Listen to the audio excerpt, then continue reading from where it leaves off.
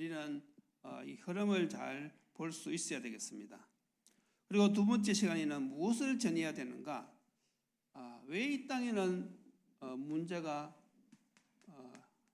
있고 문제가 있을 수밖에 없는지, 거기에 대한 원인과 해답을 우리가 정확하게 알고 거기에 대한 답을 제시해 줘야 되겠습니다. 그리고 세 번째는 어떻게 전해야 되겠는가? 이 사람이 복음이 각인뿌리 체질되어 가지고 복음 중심적 삶이 되도록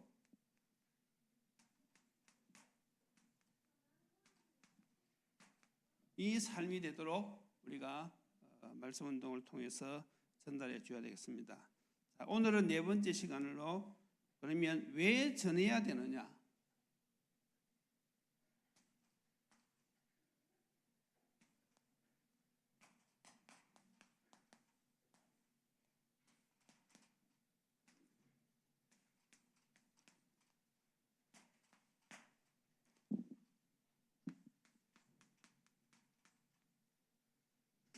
전도자가 이 이유를 모르면 안 되겠지요. 우리가 오늘 왜 복음을 전해야 되는지 그 이유를 간략하게 몇 가지로 생각해서 우리가 살펴보겠습니다. 첫째로 왜 우리가 복음을 전해야 되는가 하면 지금 복음이 점점 희미해져 가고 있다는 것입니다. 그래서 그 말은 무슨 말인가 하면 오늘 본문에 나온 것처럼 말세의 징조가 있다 이거죠.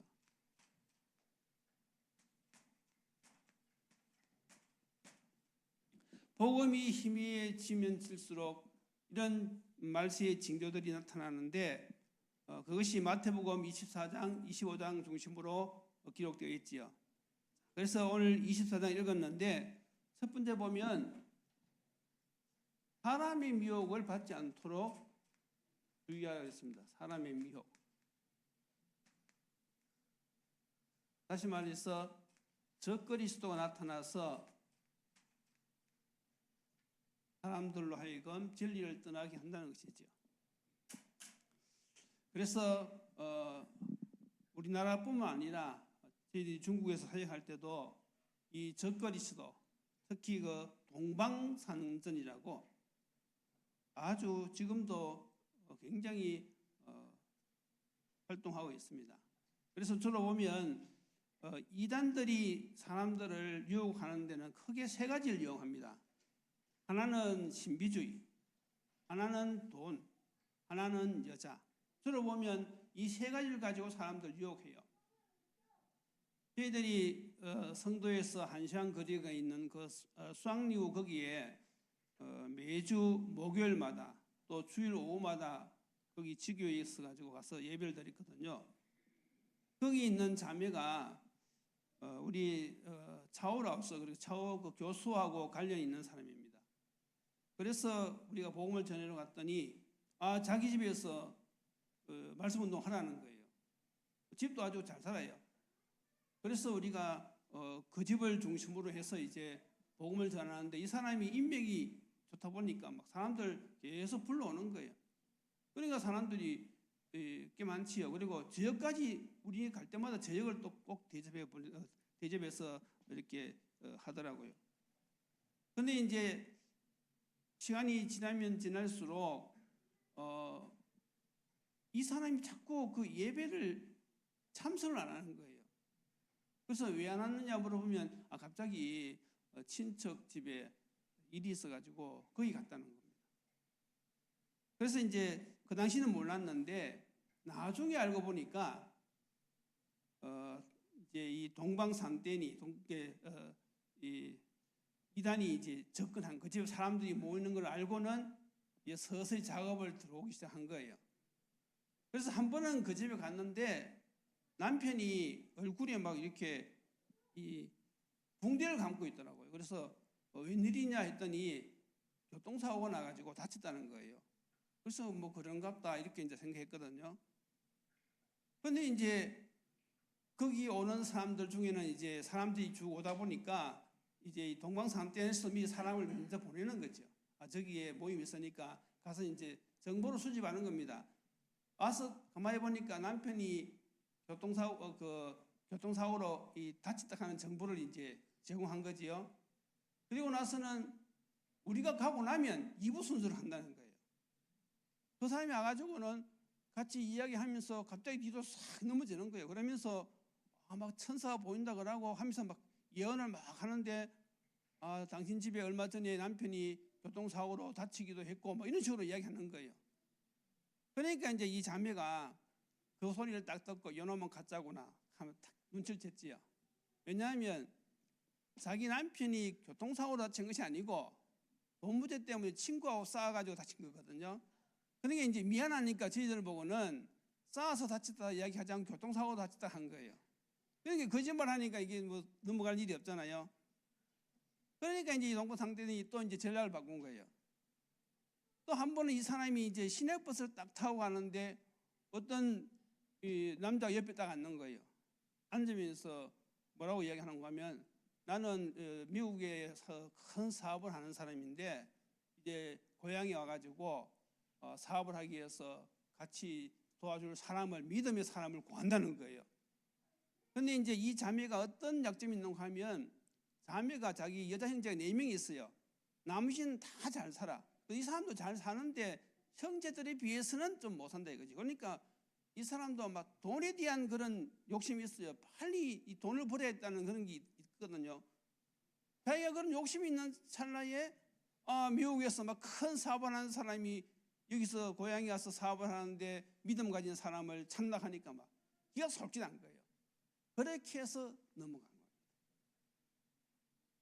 그리고 또 우리 이제 형제 한 명은 이 중국 공군산학교를 나왔어요. 그러니까 아주 똑똑한 사람이지요. 이 사람도 이제 결혼까지 했다가 이혼했어요. 그래서 이제 늘 인터넷을 통해서, 아무래도 싱글이다 보니까 배우자에 대해 결혼할 사람이 관심이 있겠지요. 그렇게 하면서 이제 어떤 채팅을 통해서 어떤 여자를 알게 된 거예요. 근데 그 사람이 뭐라고 소개했는가 하면, 자기 아버지는 큰 건설 회사 사장이 되겠지요. 돈도 엄청나게 벌고 사업도 잘 되는데 아버지가 이제 이 사람은 외동딸이라는 거예요. 그래서 아버지가 이 사업을 좀 이어받으라고 자기한테 자꾸 권면하는데, 나는 세상 일에는 관심이 없고 오직 복음 전하는 일에만 관심이 있어서 난 그거 별로, 아버지가 그렇게 이야기해도 그게 관심이 없다, 이렇게 이야기한 거예요. 그러니까 이 남자가 이 속기단 거지요. 당장 돌아가는 게 무엇입니까? 이 여자하고 결혼하면 그 회사가 누구 거가 되는 거예요? 사이한테 준단 말이지. 그러니까 막 욕심에 이제 그게 넘어간 거예요. 그래가지고 이제 그렇게 이제 그게 그 사람도 동방산전이에요. 여자도 동방산전. 그러니까 이제 자꾸 어디 가서 훈련을 받자 그렇게 얘기하더래요. 그래서 이제 하루는 주일날인데 저보고 이야기하더라고요. 오늘 시골 어디 교회 가기 때문에 주일 참석 못 한다는 거예요. 그래서 뭐 그러냐고. 근데 이제 갔다 왔는데도 아무 이야기를 안 해. 그래서 우리 갔는데 어떻게 되었냐 물어보니까 이 친구가 이제 이야기하는 거예요. 자기가 딱 가보니까 그 사람들이 하는 그게 동방산전이더래. 그래서 이 똑똑하잖아요. 그 여러 사람이 있는데, 그래서 거기 틀렸다 이렇게 해버리면 동방산전들은 사람들을 세뇌시키도 안 되면 죽여버리거든요. 그런 경우가 굉장히 많이 있었어요. 그래서 성도에서도 중국 전역 사역 와가지고는 신앙생활 잘합니다. 와가지고는 뭐라고 이야기하는가 하면, 우리 고향에 복음 들을 사람이 너무 많은데 전도가 없다는 거예요. 가서 좀 고향에 가서 복음 좀 전해달라는 거예요. 그러니까 이제 우리 기독교인들은 복음 전하러 가잖아요. 그래서 두 사람이 갔는데 거기 딱 가니까 너무 장소가 많으니까 두 사람을 갈라버렸어요.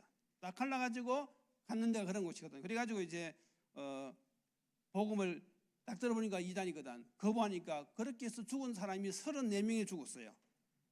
근데 그 중에 한 명이 도망쳐 나와서 경찰에 신고한 거예요. 그래가지고 이제 그 사건이 이 공안에 의해서 이제 파헤쳐졌는데, 그렇게 해서 많은 사람이 죽었단 말이지요. 그러니까 이 형제가 그런 사건을 알기 때문에 그 자리에서 반박을 하지 않고 잘 모르겠다 하면서 이렇게 일부러 그렇게 한 거예요. 그렇게 해서 거기서 빠져나왔어요. 빠져나와가지고는 이제 이야기한 거죠. 그러니까 다시 쏘는가 봐라 하면서 거기 자기가 쏘은 걸 알았단 말이죠. 그러니까 이 사람들이 욕심이 다 있잖아요. 그러니까 남자는 여자로 유혹하면 쉽게 넘어가고 여자는 이 돈으로 유혹하면 쉽게 넘어간단 말이죠. 그래서 여러분들이 신앙생활 할 때에 욕심이 있으면요, 잘못하면 여러분들이 당할 수가 있습니다. 지금 우리나라에서도 보면 왜 신천지 이런 데가 이 세력이 점점 더 커지는지 아십니까? 거기에는요, 경제가 다 관련된 데가 있어요. 경제가. 그러니까 내가 이 회사에 취직되어 가지고 거기서 월급이 나오는데 그 단체에서는 그걸 이용한단 말이죠. 내가 분명히 불법인 걸 알면서도 못 빠져나오는 이유가 내 생계가 걸려있기 때문에 못 빠져나오는 거예요. 우리 교회 같으면 이 신앙생활 하다가 뭔가 이게 안 맞다 싶으면 떠나가면 그걸로 끝이잖아요. 근데 그거는 그런 것이 걸려있기 때문에 이 사단이 그걸 이용한다 이거죠. 그래서 여러분들이 이 말세 신앙생활 할 때요, 정말로 이 사람의 미혹, 사단의 미혹이죠. 특히 저 그리스도의 이 가면을 쓰고 우리를 이용하기 때문에 여러분들이 명분별을 잘 하셔야 됩니다. 이게 지금 말세의 징조란 말이죠. 또 여기에 보면 계속 나오잖아요. 어떤 징조가 나옵니까? 곳곳에 난리와 난리의 소문. 다시 말해서 전쟁,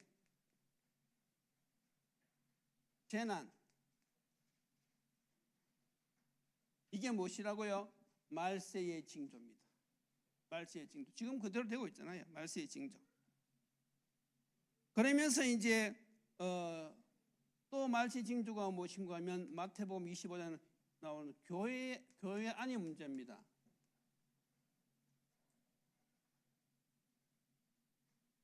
마태복음 25장에 보면 세 가지 비유가 나오잖아요. 열처녀 비유, 그리고 달란트 비유, 양과 염소 비유.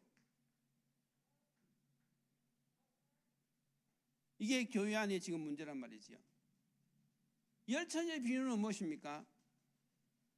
덕만 준비했지 기름을 준비하지 않은 미련한 다섯 처녀, 그리고 기름과 덩을 같이 한 슬기로운 다섯 처녀. 그래서 신랑을 맞이할 때 덕만 준비한 사람들은 혼인잔치에 들어갈 수가 없었어요. 그런데 기름과 덩을 같이 준비한 사람들만 신랑과 함께 혼인잔치에 들어갔거든요. 이게 영적으로는 무슨 의미를 이야기하는 것이겠습니까? 다시 말해서 교회에 나와서 신앙생활을 하더라도 예수 그리스도에 대해서 잘 모르고 다니는 사람이 있다 이거죠. 그러니까 종교로 단체 생활을 하는 거예요. 그냥 여러 가지 종교 중에서 지금 기독교를 선택한 것입니다. 그렇게 예수 그리스도에 대한 그런 어떤 감격, 그런 어떤 체험, 이것이 없이 그냥 지식적으로 알고 있는 거예요. 이런 사람이 있을 수 있다 이거지요. 그리고 달란트 비유가 있잖아요. 2달란트, 5달란트 이 맡은 사람들은 그대로 그렇게 남겼잖아요. 그러니까 이건 달란트는 다시 말해서 사명이라고 이렇게 할 수 있겠지요. 그러니까 하나님의 이 일을 맡기신 대로 잘 감당하는 사람이 있는가 하면 하나님이 은혜를 주셔서 달란트를 주셨음에도 불구하고 그걸 땅에 묻어놓은 그 사람 같은 그런 사람이 된 거지. 그래서 우리가 성경에 보면요, 요한계시록 22장 12절에 보면 행한 대로 갚아준다고 했거든요. 우리가 상 받기 위해서 신앙생활을 하는 건 아닙니다. 그런데 우리는 그 구원의 은혜의 감격에서 우리가 이 봉사하고 헌신하는 거지만은 예수님께서는 상급까지도 약속하셨어요. 그래서 우리가 정말로 이 구원이 얼마나 귀한 것인가를 알았다면요, 우리가 헌신하고 봉사하는 것은 당연한 것이죠. 여러분, 우리가 항상 기회가 있는 것은 아니거든요. 우리 인간은요, 육신을 가지고 있기 때문에 때가 있단 말이지요. 지금 내가 젊다고 해서 항상 젊은 것이 아니단 말이죠. 내가 지금 주일을 할 수 있는 것이 계속 있는 그런 기회가 있는 것이 아니란 말이죠. 그러니까 내가 아직 힘이 있을 때, 내가 아직 달란트가 있을 때 복음을 위해서 우리가 헌신하고 봉사해야 된다는 것이죠. 나이가 들면요, 하고 싶어도 못합니다. 그래서 우리가 이 신앙생활을 하면서 우리가 교회를 섬기면서 정말 이 복음 운동에 동참하는 이건요 너무너무 귀한 일이지. 그래서 우리 성도들이 교회일 우리가 이것을 마음에 담고 내가 할 수 있는 데까지는 하는 것이 그게 올바른 신앙생활입니다. 그래서 우리 교회는 참 이런 것을 참 잘하는 것을 보는데요. 정말 이 생명 살리는 이 일을 위해서 내가 헌신하고 봉사하는 것이 하나님 앞에서는 너무너무 귀한 일이고 복된 일이다 이거지요. 그래서 여러분들이 정말 이 말세에 보면요 성도들이요 자기 편의 위주로 신앙생활하기가 참 쉽거든요. 그러니까 교회 일 안 하면 편하긴 편하지요. 그러나 이것이 바로 영적인 눈을 뜨고 보면 무엇입니까? 이게 말세의 징조. 이걸 우리가 말씀을 통해서 깨달아야 되죠. 그리고 양과 염소, 교회 안에도 양이 있는가 반면에 염소도 있다는 것이죠. 그래서 우리가 항상 나의 신앙을요 점검해 보셔야 됩니다. 나는 지금 과연 하나님 앞에서 어디에 지금 속해 있는지 이런 것을 우리가 생각하고 또 교회 안에 이런 믿음이 약한 자들을 우리가 도와줘야 되는 것이죠.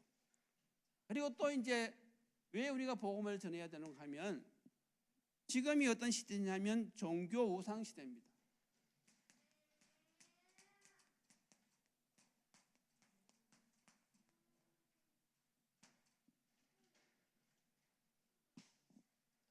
다시 말해서 지금 세상이 복음이 점점 희미해져 가고 있기 때문에 다른 종교들이요 지금 엄청나게 부흥되고 있어요. 다른 종교들이 부흥된다는 말은 기독교 수가 점점 감소되고 있다는 뜻이 있잖아요.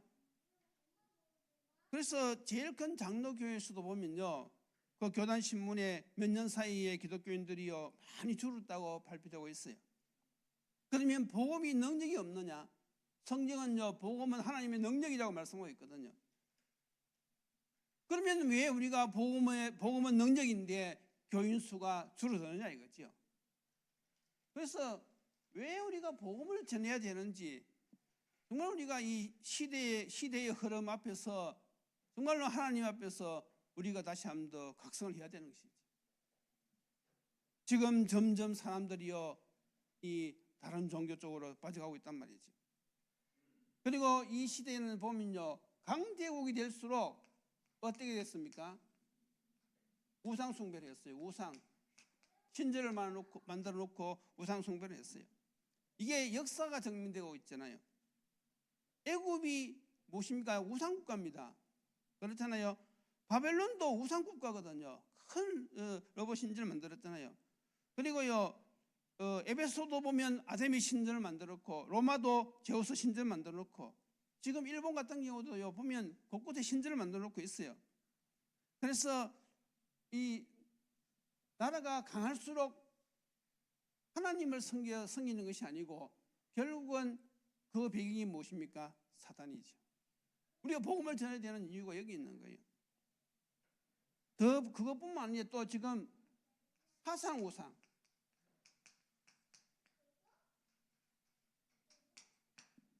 형상 우상. 여러분 지금 유럽 축구 한번 보세요. 단순한 그냥 이 스포츠가 아닙니다. 유럽 사람들은 축구를 대하는 그 태도가 어떠냐 하면요 종교입니다. 종교. 자기가 이래서 번 돈을요 자기가 좋아하는 구단에 그대로 다 헌금해버려요. 완전히 종교 수준입니다. 이 축구가 종교가 되어버렸다니까요. 사람들이 그러니까 복음을 모르니까 삶은 허무하지. 그러니까 거기에다 다 자기 인생을 거는 거예요.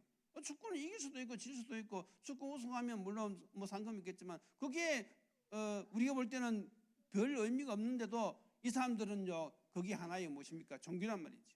그 정도로 신앙심 가지고 자기 구단을 후원하고 구단이 우승하도록 뒤에서 뒷받침 해준단 말이죠. 그리고 중국이 축구는 잘 못해요. 그런데 월드컵 할 때 최고의 시청률을 누리는 나라가 어딘가 하면 중국입니다. 왜 그런 줄 압니까? 중국은 그 출전도 안 했어요. 그런데 왜 그 많은 국민들이 월드컵에 열광하는 줄 압니까? 돈이 걸려 있거든. 그러니까 우승팀을, 그러니까 제일 간단하게 예를 들어서 A팀, B팀 붙잖아요. 그러면 예를 들어서 한국하고 포르투갈하고 붙는다. 그러면 이제 아무래도 한국이 낮으니까 포르투갈이 우승할 때는 그 배당률이 낮아요. 예를 들어서 우리나라 돈으로 뭐 한 10만 원이 투자하면 한 20만 원 받는다. 우승했을 경우는. 그런데 만약에 한국이 우승했다 그러면 한 10배 정도 거는 거예요. 그러니까 한국이 우승한다 그러면 10만 원 걸면 100만 원 주는 거예요. 근데 이제 대부분 사람들이 그러니까 이제 보는 거죠. 아무래도 한국이 못 이길 거야. 그래서 이제 포르투갈에 걸었는데 의외로 한국이 비기거나 이겨버리면 이 이제 돈을 버는 거예요. 그러니까 그게 다 걸려 있기 때문에 모든 경기마다 사람들이 관심을 가지는 이유가 거기 있는 거예요. 그게 누구의 전략입니까? 그게 바로 사단의 전략이거든. 그래서 우리가 복음을 전해야 된다 그랬죠.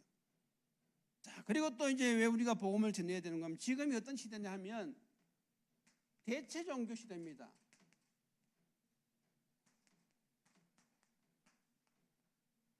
다른 말로 하면 통합 종교지요.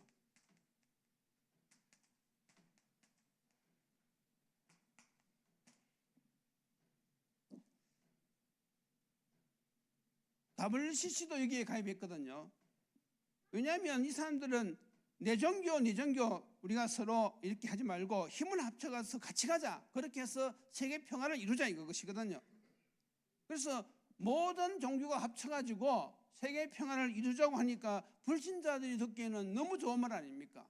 같이 힘을 합쳐가지고 세계 평화를 이루자는 것이니까. 다시 말해서 그게 종교 통합운동인데 전도를 하지 말자 이거죠. 전도는 기독교만 하는 것이기 때문에 왜 기독교에서만 구원이 있다고 이야기하느냐? 독선적이다. 뭐 산을 올라가는데 여러 정상 가는 길은 여럿이 있지 않느냐? 그러나 이리 올라가든 저리 올라가든 정상이면 가면 되는 것이 아니냐? 근데 굳이 왜 너희들만 그렇게 주장하느냐? 그렇게 얘기하는 것이거든요. 그런데 우리가 영적으로 볼 때는요, 그게 아니잖아요. 기독교는 생명의 종교란 말입니다. 다른 종교에서는 생명이 없어요. 여러분 1 더하기 1은 2입니다. 이건 변함없는 진리거든요. 그러면 영적으로 볼 때 창세기 3장 문제의 해답은 예수 그리스도밖에 없어요. 그것이 바뀔 리는 없거든요. 그러니까 창세기 3장 문제를 해결받지 못하면 결국 어떻게 되는 것입니까? 이 땅을 떠나는 날 영원한 멸망에 빠진단 말이죠. 그 문제를 해결할 수 있는 분은 예수 그리스도. 그래서 인간에게서는 이 구원자가 없으니까 죄 없으신 하나님이 인간을 구원하시려고 인간의 몸을 입고 이 땅에 오셨단 말이죠. 그것도 여자의 몸을 빌려가지고, 남자는 다 원죄가 있기 때문에 마리아의 몸을 빌려서 이 땅에 오셔가지고 죄의 삭선 사망이니까 죽으셔야 돼요. 피 흘려 돌아가셔야 돼요. 그리고 사망이 있다는 증거로 부활하셔야 됩니다. 그래서 이 십자가 사건은요, 기독교의 복음입니다. 복음의 핵심입니다. 그래서 인간을 구원하기 위해서 죽으시고 부활하신 분은 그리스도밖에 없거든요. 그래서 우리가 복음을 전하는 것이고 우리가 전도하는 것인데, 세상 사람들은 영적인 사실을 모르니까 세계 평화를 위해서 이것저것 다 인정하자 이거지요. 그래서 세상 사람들은 그렇게 이야기한다 할지라도 기독교인들은 이걸 모르면 안 되지. 여기에 대한 감격과 여기에 대한 이 확신이 없으면 복음을 전할 수 없지요. 그래서 왜 우리가 전해야 되는지, 다른 길이 있으면 전할 필요가 없어요. 멸망 가운데서 빠져나올 수 있는 길이 다른 길이 있다 그러면 우리가 전할 필요가 없는데, 왜 베드로가 천하 인간에게 구원 얻을 만한 다른 이름을 주신 일이 없다고 그 공회 앞에서 선포했겠습니까? 예수 외에는 길이 없거든요. 그래서 우리가 오직 예수하고 복음을 전하는 것입니다. 그래 우리 전도자들이요, 이 복음을 왜 전해야 되는지 그게요 분명하게 답이 나야 된단 말이죠. 자, 그래서 이제 이 대체 종교가 결국은 주장하는 것이 무엇입니까?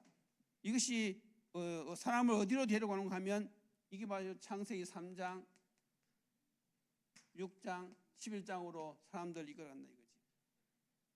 결국 한마디로 말하면 무엇입니까? 나 중심, 하나님이 없어요.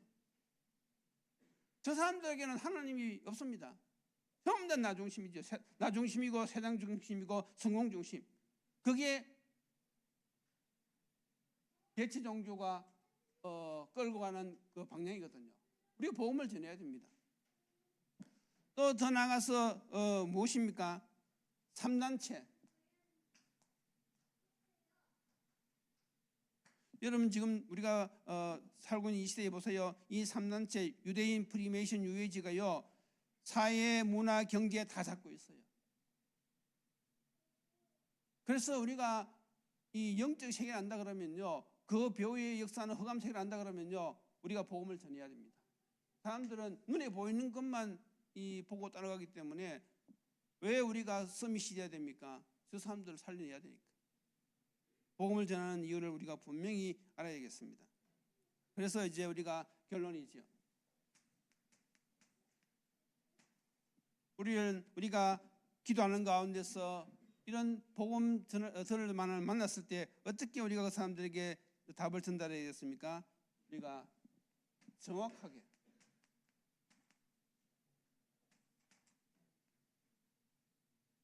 복음을 정확하게 전달해야 됩니다. 그리고 복음을요 확실하게,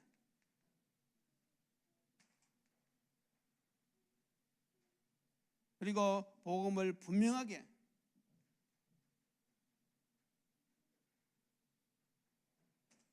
이렇게 하려면요 내가 평상시에 어떻게 됩니까? 이것이 다 정리가 돼 있어야 되고요, 그걸 묵상하면서 누림이 돼 있어야 됩니다. 그러면서 우리가 늘 관심을 가져야 돼요. 복음을 다 정리해서 그걸 묵상하면서 관심을 가지고 있다가 이런 사람을 딱 만났을 때 성령의 역사를 기대하면서, 이 성령은 왕권을 가지고 오신 분이거든요. 그러니까 성령은 그리스도를 증거하는 영이란 말입니다. 성령은 왕권을 가지고 오셨기 때문에, 그리스도를 증거하시기 때문에 우리가 복음을요 딱 증거할 때에 허감이 무너지는 거예요. 그때 성령이 역사하시면서 그 사람의 마음이 일어날 수 있는 것이거든요. 그래서 여러분들, 우리가 이 복음을 전하는 것은 전적인 하나님의 일입니다. 우리는 무엇이죠? 그 일에 심부름할 뿐입니다. 그래서 지금 이 시대에 우리가 왜 복음을 전해야 되는지, 지금 세상이 이렇게 흘러가고 있단 말이에요. 그래서 여러분들이 눈을 탁 뜨시고 모든 삶의 이유가요 여기 있어야 되는 거죠. 하나님은 지금도 뭘 중심으로 세상을 움직이시느냐? 구원 사역을 중심으로 세상을 움직이고 계십니다. 그래서 우리의 모든 삶이 하나님의 소원인 이 영혼 구원, 여기에 중심을 딱 놓고 우리가 살아간다면요, 하나님이 우리의 인생을 책임지실 줄로 믿습니다. 이런 축복이 있기를 예수님 이름으로 축원드립니다. 기도드리시겠습니다. 하나님 감사합니다.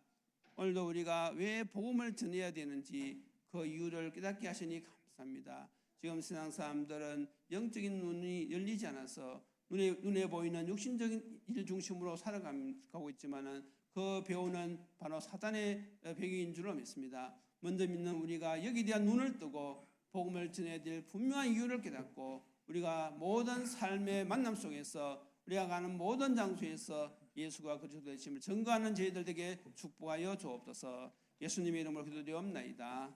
아멘.